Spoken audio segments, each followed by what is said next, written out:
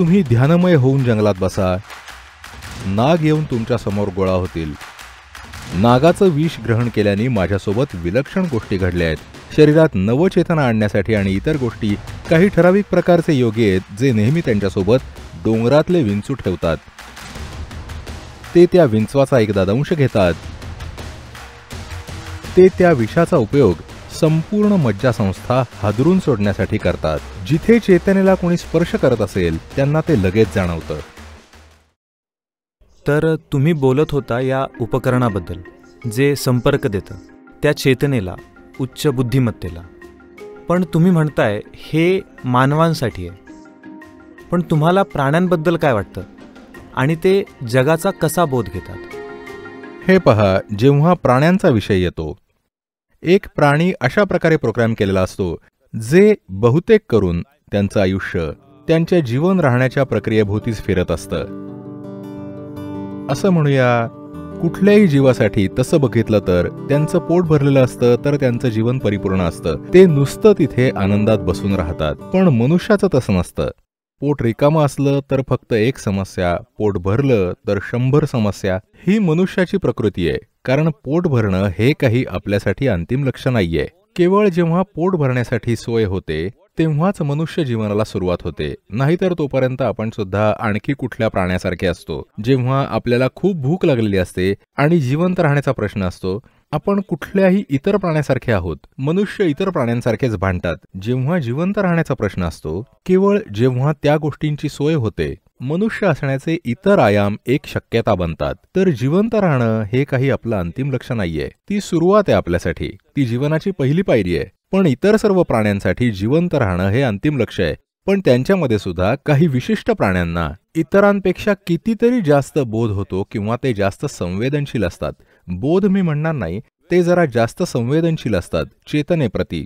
जिथे कुठे चेतना आहे तिथे ठराविक प्राणी विशिष्ट प्रकारे वागतात. भारतामध्ये यौगिक परंपरेमध्ये सगळीकडे तुम्ही पाहाल तिथे नाग असेल कायमच. केवळ यामुळे आम्ही कायम बघितलं की जिथे कुठे थोडाफार चेतनेचा संपर्क असतो, या प्राण्यांना कसं तरी ते जाणवतं आणि ते तिथे येतात. त्यांना कशामुळे ते जाणवतं? माझा एक अंदाज असा आहे, हे काही माझ्यासाठी पक्क शास्त्र नाहीये. माझा हा नुसता अंदाज आहे. कारण त्यांना बिलकुल ऐकू येत नाही. इतर कुठल्या मार्गाने ते खूप खूप सतर्क असतात. ही वस्तुस्थिती आहे जी काही लोकांनी तपासली आहे. हे पहा, उदाहरणार्थ दक्षिण भारतातला एक नाग, त्याला काही कान नाहीयेत, ऐकण्याचं काहीच साधन नाहीये, म्हणून त्याचं संपूर्ण अंग जमिनीला स्पर्श करून असतं, अगदी जमिनीला कान लावल्यासारखं, बरं का. तर जर कॅलिफोर्नियामध्ये एखादा भूकंप येणार असेल जे जवळपास 12 तास दूर आहे, म्हणजे पृथ्वीच्या अगदी दुसऱ्या भागात, जर पुढच्या 2 किंवा 3 दिवसात तिथे भूकंप येणार असेल तर हा नाग एका विशिष्ट प्रकारे वागायला लागेल. जर तुम्ही त्याचं काळजीपूर्वक निरीक्षण केलं, जर तुम्ही तशा निरीक्षणावर पुरेसं प्रभुत्व मिळवलं असेल, तर तुम्ही स्पष्टपणे सांगू शकता की एक भूकंप येणार आहे जवळपास या अक्षांशावर. हे करू शकणारी लोक आहेत. नुसतं एखाद्या सापाचं निरीक्षण करून तो कसा वागतोय ते बघून ते सांगतात की पृथ्वीच्या या भागात या प्रकारची हालचाल होणार आहे. कारण धर्तीवरची अगदी छोट्यातली छोटी कंपनं त्यांना जाणवू शकतात. तर यामुळे त्याला एक प्रकारची जागरूकता किंवा संवेदनशीलता असते ठराविक कंपनांची. कदाचित जेव्हा कुणी, ज्याला आपण चेतना म्हणतो, त्याच्या संपर्कात येतो, तेव्हा इतर कंपनं जे साधारणपणे सगळं जग निर्माण करत असतात दररोज, त्यांच्या शारीरिक गोष्टी, मानसिक गोष्टी, कदाचित ते अगदी कमी होतं. तर त्या कंपनांचा अभाव ही अशी गोष्ट आहे जी नागाला जाणवते. जर तुम्ही खूप ध्यानमय बनलात, तुम्ही जंगलात ध्यानमय होऊन बसलात, तर नाग तुमच्या समोर येऊन गोळा होतील. ते तिथे येऊन बसतील जणू ते तुमच्यासाठी थांबलेले आहेत. हा माझा व्यक्तिगत अनुभव राहिलेला आहे कितीतरी वेळा. आणि हेच या परंपरेमधले कुणीही योगी सांगतील, कारण त्यांना त्या मनुष्यातला कंपनांचा अभाव जाणवू लागतो.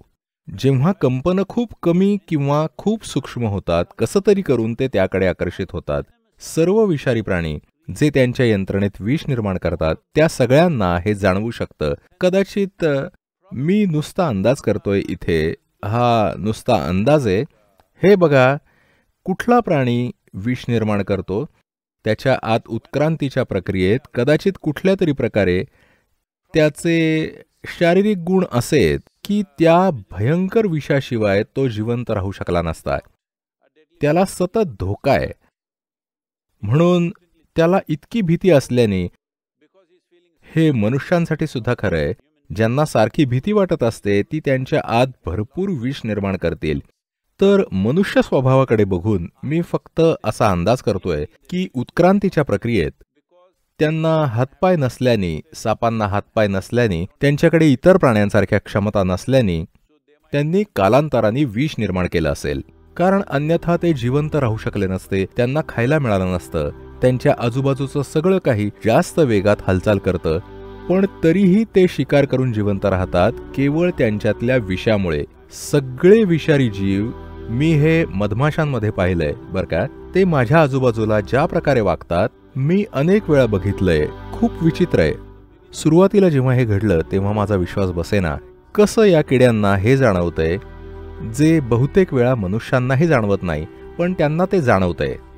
मी हे साधारणपणे सगळ्या विषारी जीवांसोबत बघितलंय, कारण त्या प्रकारचं विष निर्माण करण्यासाठी त्यांच्या आत काहीतरी खास प्रक्रिया सुरू आहे. मी जे काही ऐकलंय इतर शास्त्रज्ञांकडून बरं का, या क्षेत्रात काम करणाऱ्यांकडून, ते म्हणतायत विष हे सर्वात जास्त गुंतागुंतीचं प्रोटीन आहे जे या धर्तीवर निर्माण केलं जातं.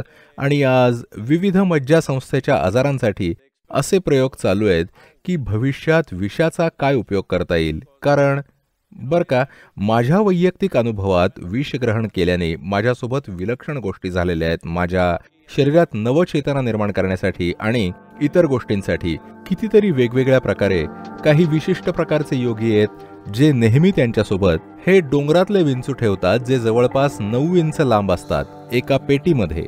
एकदा कधीतरी ते ठरवतील तेव्हा ते त्या विंचवाचा दंश घेतात. तुमची संपूर्ण मज्जासंस्था चांगलीच हादरून जाते. असंच चालू राहील 24 ते 40 तासांसाठी. ते तुम्हाला झोपू देणार नाहीत, तुम्हाला नुसतं जागं ठेवेल. आणि वेदना आणि सुखामध्ये खूप कमी अंतर आहे. एकदा का मज्जासंस्था एका प्रकारे हादरून गेली, मग तुम्ही जाणीवपूर्वक त्याचं सुख बनवू शकता आणि वेदना बनवू शकता जागरूकपणे.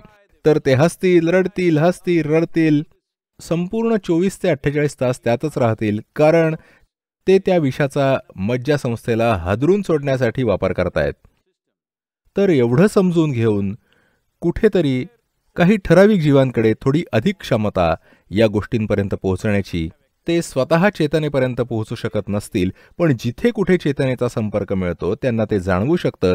माझ्या जाणीवेत किंवा मी असं म्हणीन माझ्या अंदाजानुसार ते असे जीव ओळखू शकतायत ज्यांच्यात कमीत कमी कंपन आहेत. जिथे कुठे कमीत कमी कंपन आहेत ते त्यांच्यासाठी एखाद्या पोकळीसारखे आहेत, तर ते त्याच्याकडे ओढले जातात. आणि त्याचवेळी ते त्या प्रकारच्या कंपनांवर हल्ला करणार नाहीत, कारण त्यांना तिथे शांत वाटतं. एक व्हिडिओ आहे जिथे मी एक किंग कोब्रा हातात धरलाय. त्याचं डोकं नाही, त्याचं शरीर.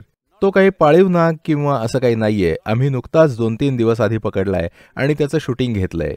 आणि किंग कोब्रा जर तुम्हाला चावला तर तुमच्याकडे जगायला फक्त 6 ते 8 मिनिटं असतात. त्यामध्ये एका हत्ती मारण्या इतकं विष असतं, पण तो चावणार नाही. जर तुम्ही थोडी अस्वस्थता दाखवली तर तो लगेच तुम्हाला चावेल. जर तुम्ही पूर्णपणे शांत असाल तर तो तुम्हाला काही करणार नाही, कारण तो तुम्ही निर्माण करणाऱ्या कंपनांनुसार ठरवतोय.